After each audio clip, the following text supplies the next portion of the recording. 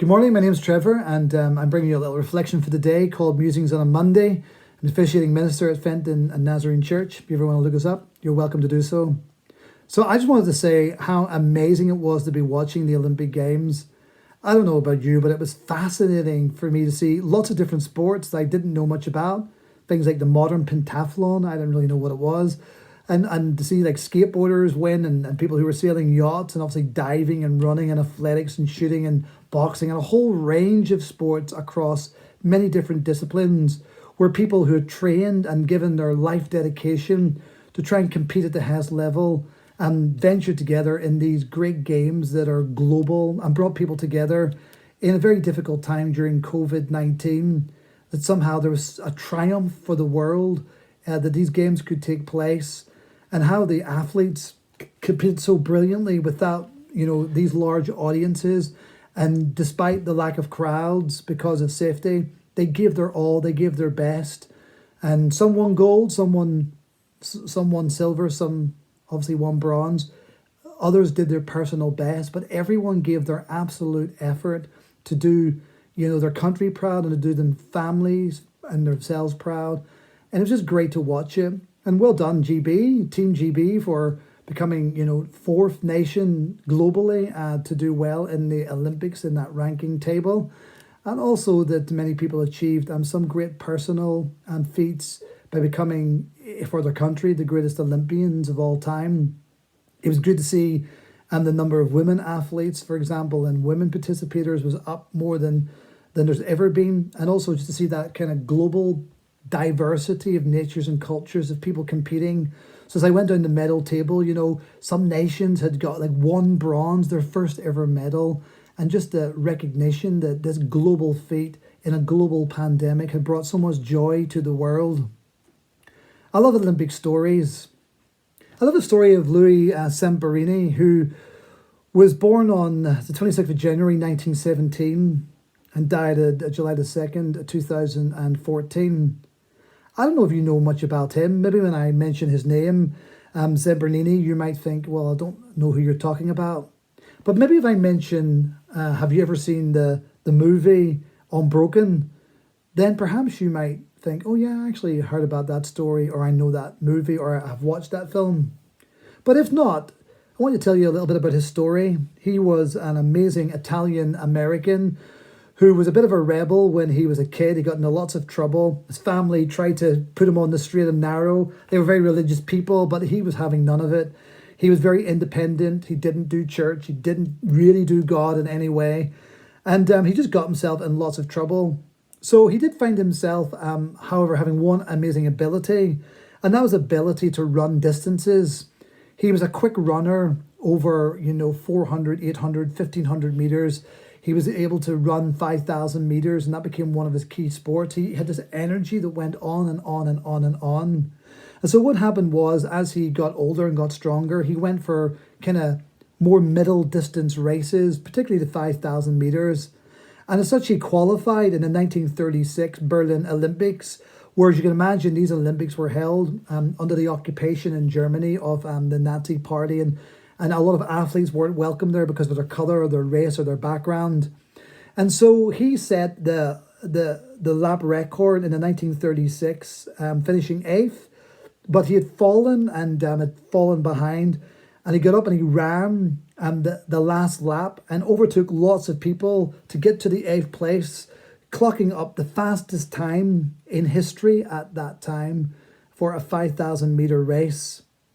After the Olympics, where his notoriety had become, well known across the world because of this amazing recovery and this amazing feat that he gave in that last lap, he was commissioned into the United States Army as a lieutenant in the Air Force. And in 1941, he got lost as he went on a rescue mission to find some of his fellow compatriots. And they experienced mechanical difficulties and they went down into the Pacific Ocean. If you know the story of Unbroken, or you know this man's story, he was lost for 47 days with 2 other crewmates. And all was lost.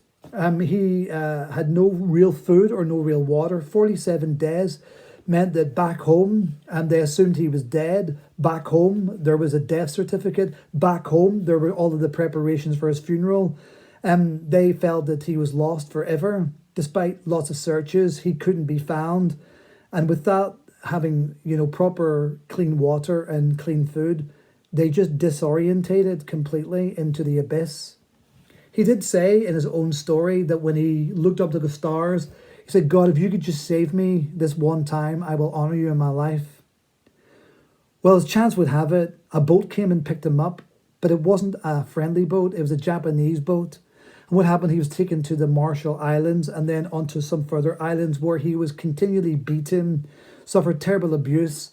And when it came known that he was the famous Olympic runner, he was given even more harsh treatment by a man called the Bird, who personally saw to virtually his destruction everywhere he went. He was beaten beyond words. He was tortured beyond words. His whole situation was unbelievably desperate. You can read about it in a story, or if you watch Unbroken, you will see elements of the treatment that was there. After the war was over, he went home a broken and bitter man. He married a girl, and he was constantly struggling with addiction and anger. And his whole life came to an absolute crisis, so much so that she felt she'd no alternative but to leave that marriage and go her own path. The story of Unbroken tells all of this story, and tells the story of that although he wasn't broken by the Japanese in this sense of the war, that he survived the war, the story doesn't really say much after about his life, of his decline into addiction, into alcoholism, into self-loathing.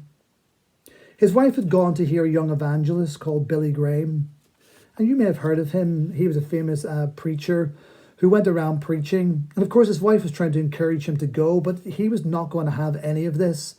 And he just felt that this was not for him. He was not in for religion. But then he remembered the prayer he made in that boat, that God, if you could save me, that maybe, I would honor you or follow you.